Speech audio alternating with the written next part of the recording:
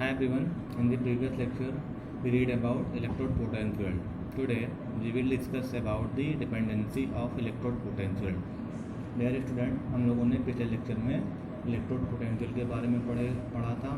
आज हम लोग इलेक्ट्रोड पोटेंशियल की डिपेंडेंसी के बारे में पढ़ेंगे। So our heading is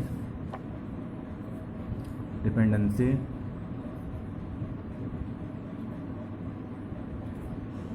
of electrode potential. Electrode potential किस पर डिपेंड करता है, इस पर बात करते हैं। तो देखिए इसके डिपेंडेंसी में कई हैं, बट थ्री मेन है, जिसमें से पहला किस पर डिपेंड करता है, जो मेटल हम लोगों ने इलेक्ट्रोड का यूज़ किया, जो मेटल हमने इलेक्ट्रोड के लिए यूज़ किया है, इसके नेचर पर। So it is depend upon the nature of electrode. ठीक है, ये इलेक्ट्रोड और ये इलेक्ट्रोड किसका बना रहेगा, मेटल का। ठीक है ना। तो ये किस पर डिपेंड करता है, the nature of metal and its ion, और इसके आयन्स कैसे हैं इस पर डिपेंड करता है। ठीक है ना। तो पहले डिपेंडेंसी क्या हो गई, the nature of electrode and its ion. Second point है आपका कि आयंस के कॉन्फेंट्रेशन के ऊपर डिपेंड करता है जो सॉल्यूशन में प्रेजेंट है। So it is depend upon the concentration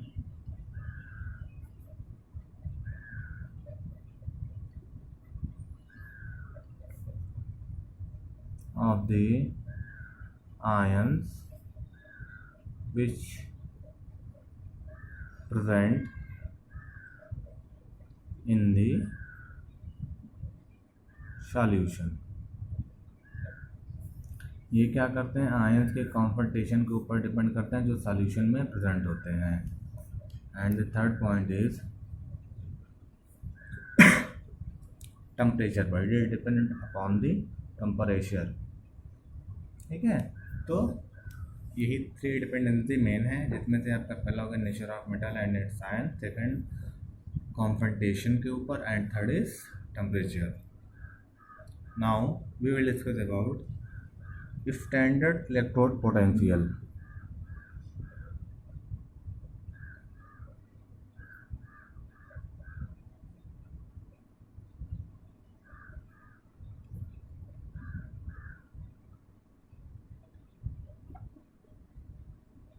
potential, standard electrode potential.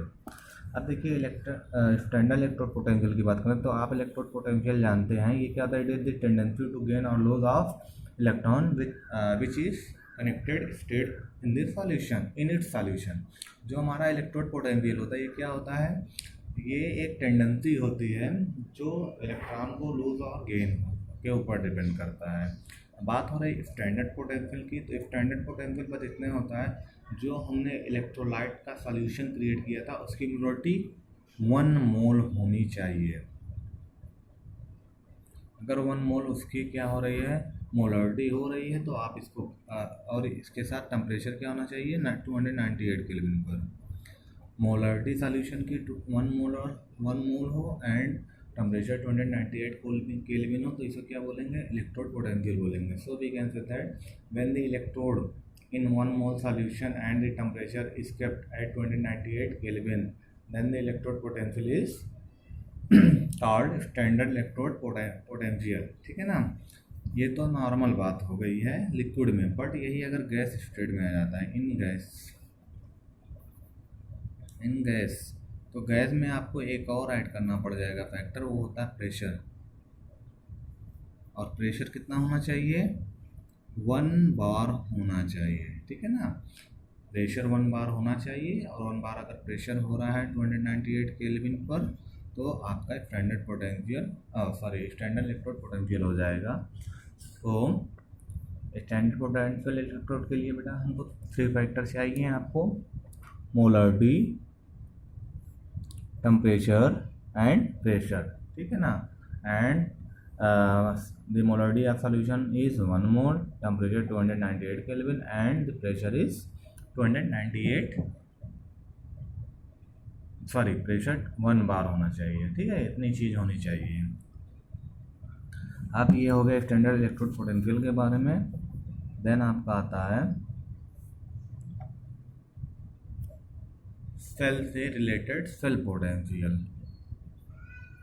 Cell potential क्या होता है? Cell potential it is the difference of electrode potential of the cathode and anode.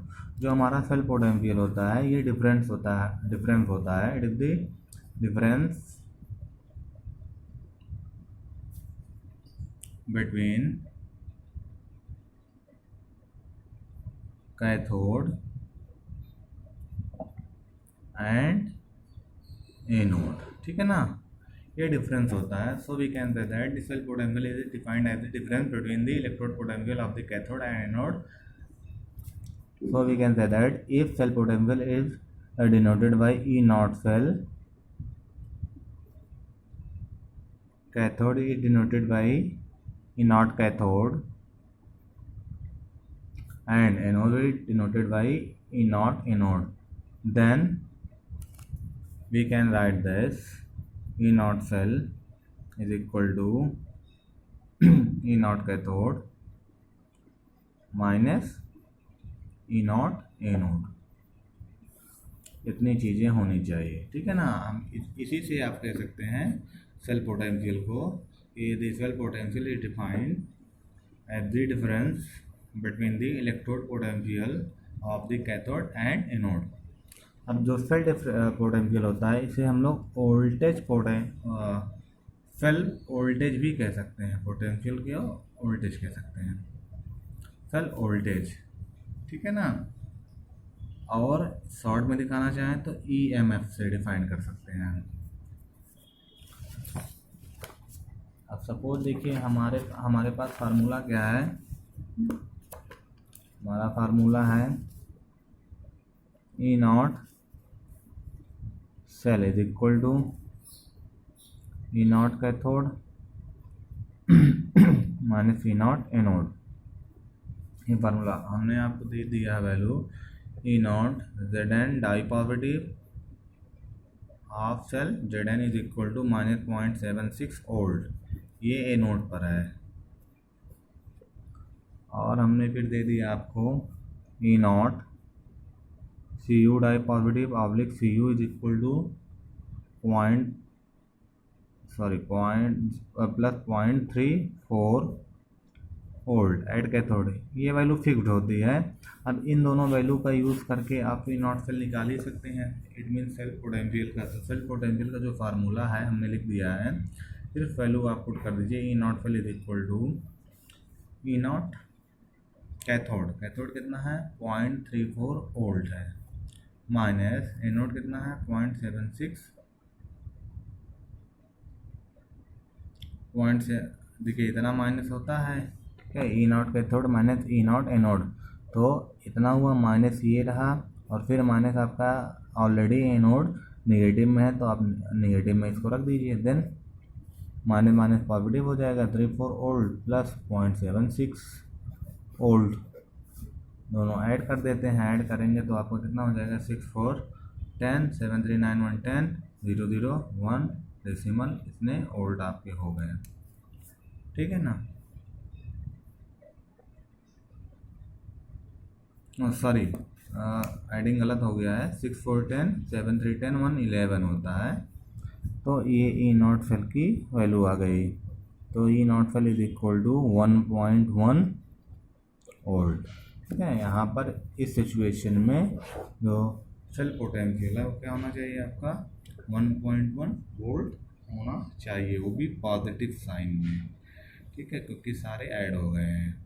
तो ये रहा आपका सेल पोटेंशियल, ठीक है ना। तो डियर स्टूडेंट आज हम लोगों ने क्या पढ़ा, डिपेंडेंसी पढ़ा इलेक्ट्रोड पोटेंशियल की, then standard electrode potential, and last define किया हमने, क्या किया E नॉट सेल की वैल्यू, ठीक है। तो डियर स्टूडेंट आज के लिए इतना ही, बाकी आपको नेक्स्ट वीडियो में बताया जाएगा। So thank you. for watching this video.